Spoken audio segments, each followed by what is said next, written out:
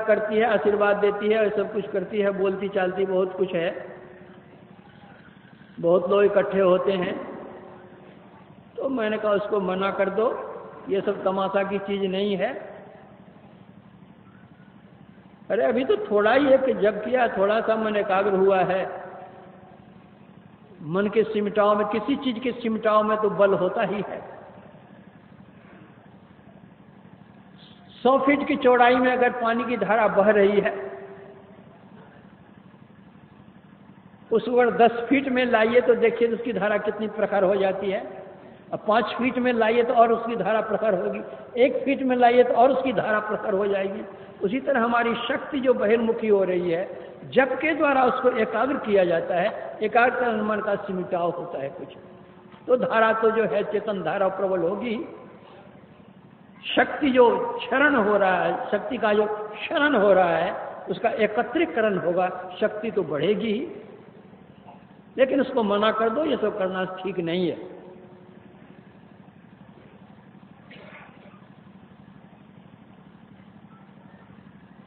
लेकिन उसने माना नहीं,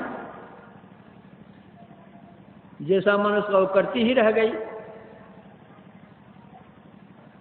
पर गत वर्ष भी मैं गया था, तो हमारे एक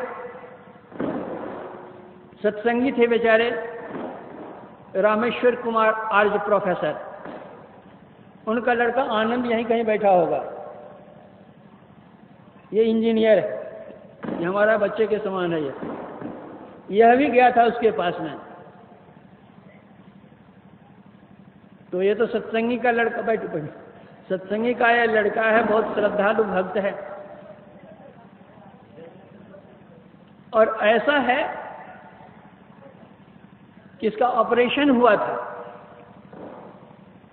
बहुत बड़े डॉक्टर ने ऑपरेशन किया था, लेकिन घाव छूट ही नहीं रहता। पस बराबर जाते जाते महीना, 2 महीना, 4 महीना, 6 महीना, साल बीत गए, पस जाना बंद नहीं हुआ। फिर दूसरी बार ऑपरेशन हुआ, फिर भी पस जाना नहीं हुआ, फिर साल 2 साल बीत गए। तीसरी बार फिर ऑपरेशन हार्ट का ही हुआ, फिर पस जाना बंद नहीं हुआ। इनकी माता बड़ी दुखी हुई, उसने मुझको पत्र लिखा कि डॉक्टर कहते हैं अब यह ऑपरेशन होगा, वह खतरे से खाली नहीं है, तो आप मुझे गुरु महाराज से आशीर्वाद दिला दीजिए, हमारा बच्चा ठीक हो जाए। तो संजोग की बात, चिट्ठी डाकिया लेकर के आया हुआ था। गुरु महाराज बैठे हुए थे, उनके निकट नीचे में मैं बैठा हुआ था, गुरु महाराज ऊपर बैठे हुए थे कुर्सी पर। डाकिया ने पत्र दिया, तो गुरु महाराज पूछते हैं कहाँ से पत्र आया है? तो मैंने कहा जो मथुरा से पत्र आया हुआ है। किसने लिखा है?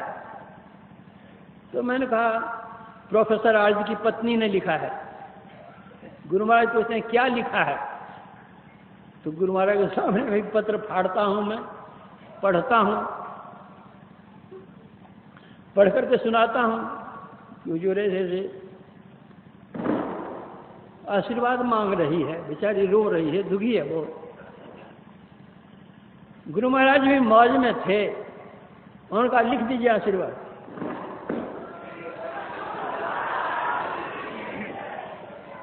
आशीर्वाद लिख दिया।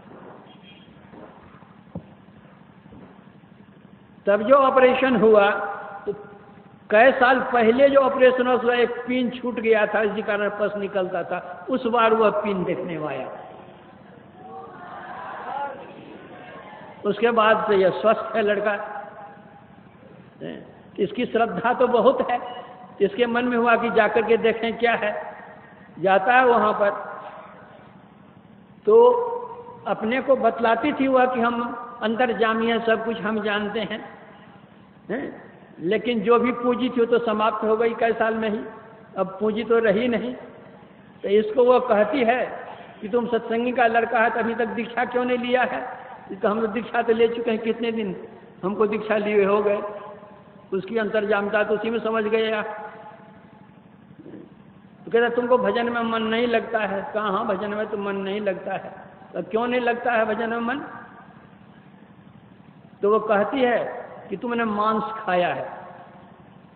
तो इसने कहा कि जीवन में मैं कोई मांस को छुआ नहीं, देखा नहीं, मैं खाया कब? कहा होटल जाते नहीं, हम खाते नहीं। कहाँ हम खाते हैं?